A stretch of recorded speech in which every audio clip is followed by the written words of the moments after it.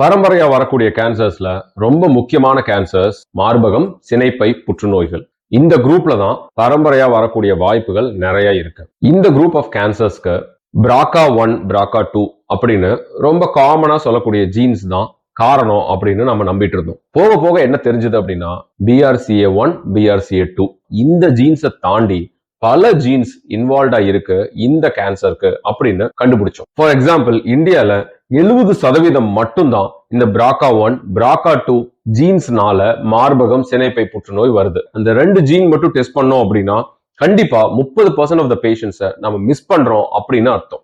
So பரம்பரையா இந்த ஃபேமிலிக்கு, இந்த பர்சனுக்கு ஒரு ஜெனட்டிக் அப்நார்மாலிட்டினால கேன்சர் வந்திருக்குது அப்படின்னு நம்ம நினைச்சோம்னா இந்த BRCA1 and BRCA2 பத்தவே பத்தாது.